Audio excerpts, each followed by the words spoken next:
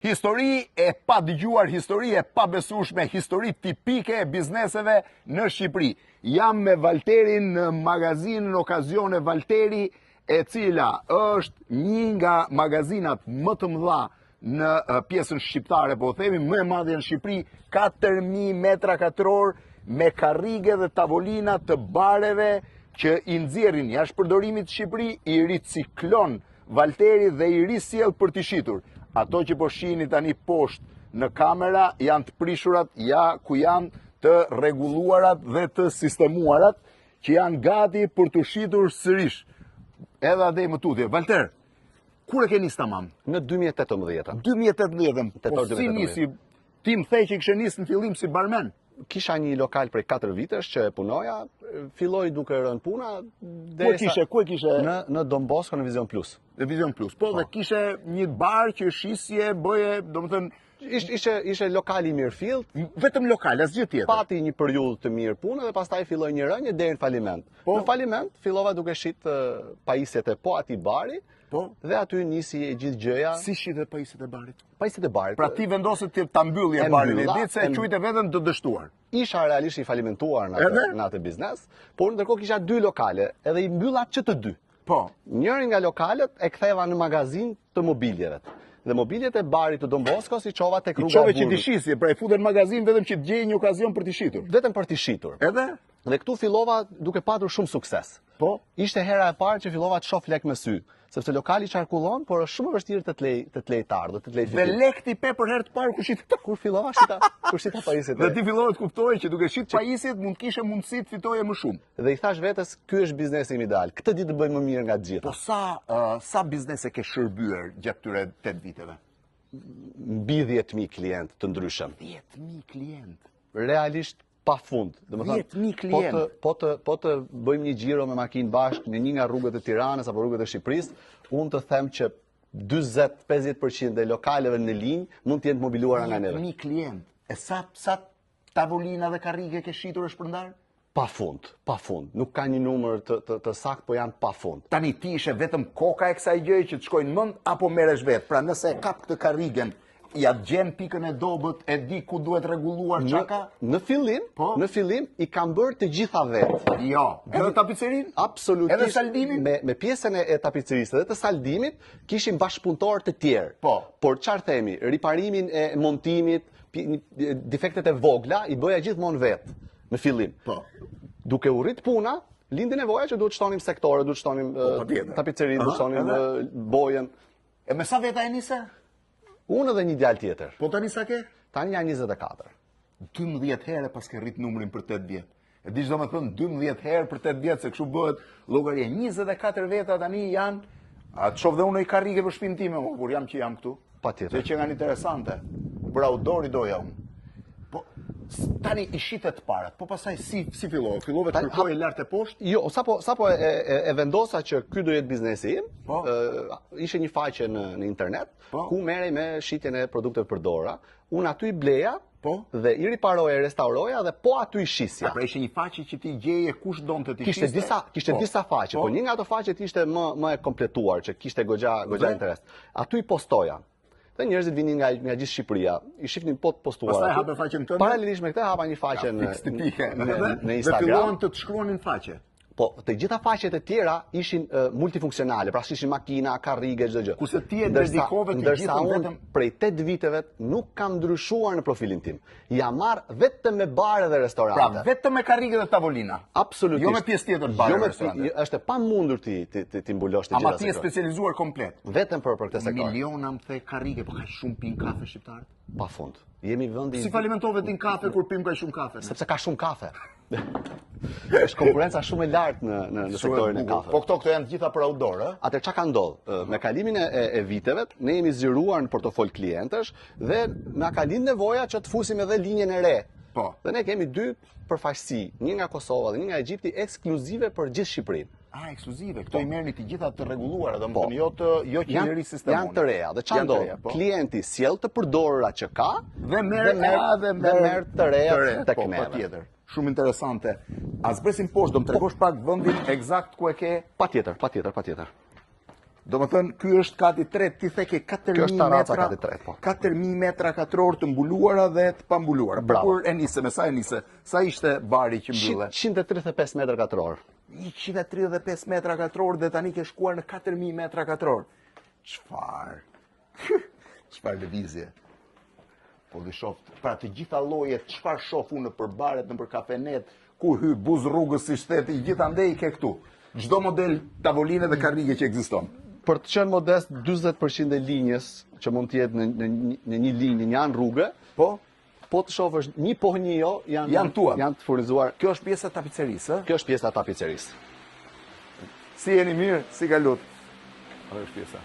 Për shembull, një rast, kjo që shef këtu, para se tu bënte kështu, ka qenë në këtë gjendje. Ka qenë ky formati, është ndryshuar. Është ndryshuar modeli i qepjes, modeli i saj, Po, janë të dëmtuara, janë të prishura, për shembull. Pra ti këtë e sjell si kjo ose mund ta bësh dhe siç është? Sipas kërkesës. Për neve mjafton të jetë shasia, apo themi struktura, edhe sikur të jetë me 3 këmbë nuk ka problem, e bëjmë me 4. Ja bën këmbë në 4. Kalofshi mirë punë mbar. Po këtej çfarë vazhdon? Këto janë të gjitha pjektusht sektorit tapicerisë. Ndërkohë këtu ke magazinimin e gjërave që vinë, ë? Po. Shkojmë poshtë akoma.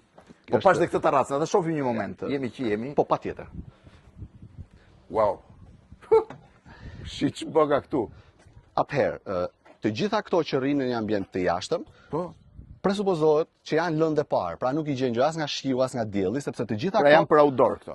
Sepse të gjitha këto do të trajtohen. Do të trajtohen. Po, në rastin se ti për shtëpinë tënde ke zgjedhur ose për lokalin tënd ke zgjedhur të marrësh disa karrige si këto, nuk do të marrësh konsiderat ngjyrën që ka kjo aktualisht. Po, sepse ti jep ngjyrën që do, tapicerinë që do, e bëjmë sipas dëshirës së klientit. Që janë shumë interesante. Një pjesë që po i shoh janë shumë. Po me sa shoh dhe nga cilësia, ka dhe shumë cilësore, ka dhe më të zakonshme. Ti trajton dhe me çmime të ndryshme? Çfarë ndodh për shembull? Po. Shkojmë më poshtë. Ne nuk falim karrige, ne shesim karrige, por një karrige që diku tjetër bën, po themi 100 euro, tek ne e gjen të restauruar me tapiceri të re, të lyrë gjitha me 50 euro. Gjysma çmimi. Absolutisht në çdo lloj produkti ka produkte që mund të jemi edhe me 70% më pak se sa gjysma e çmimit, shumë Ja, kur të shkojmë poshtë do të tregojmë një model karrige për shembull që e re bën 240 euro dhe tek ne mund ta marrësh edhe me 50-60 euro. Po këtu ku jemi? Këtu jemi në basement. U bësi thesari Alibabës, kudo që hyn dalin gjëra të reja. Por këtu klienti kur të vi për të zgjedhur karrige duhet vi me terezi. Po patjetër, sepse duhet zgjedhë. Sepse këtu nuk është se ka një të gjithë kanë mësuar tani se ku mund t'i gjejnë dhe si t'i gjejnë, që vinë tek Valteri. Po për të bërë një lokal arrendim mobilerie, të jemi sinqert, ka kosto. Ka kosto, sidomos të mobilerive të markave të famshme, janë shumë të shtrenjta. Dhe tek neve me një mirë, si kalon, si ke qenë. Dhe tek neve me një portofol shumë të ulët mund të arredojmë. Do ta tregosh për shembull karrigen e shtrenjtë që Ja, për shembull. Kjo karrige bën 240 euro. Po. Tek kompanitë që kanë ekskluzivitetin e saj që shesin. Neve këtë litarin që është i dëmtuar, e heqim dhe e bëjmë sipas ngjyrës që ka klienti, që do klienti. Po. Dhe kjo shitet. Po me litarin origjinal? Ndoshta klienti nuk e don të tillë, mund të dojë janë me katalog. Mund ta bëj si doj, po. Si të doj. Por ama po të doj ti e gjen me këtë litar. Patjetër. Pra e kthen si origjinale.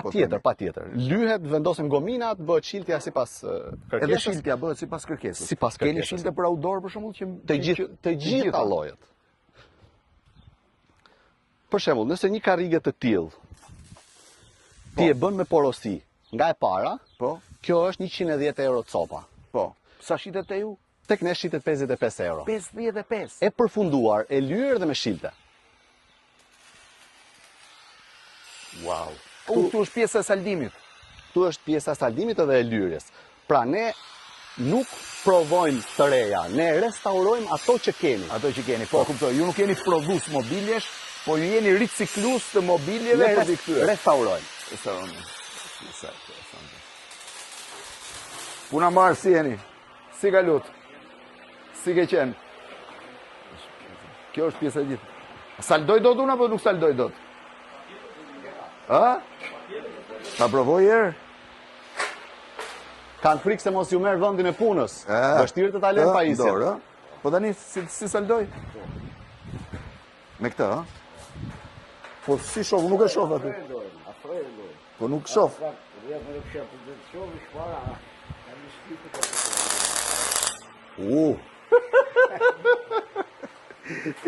Rosh. Pra të gjitha prodhohen këtu edhe i keni gati.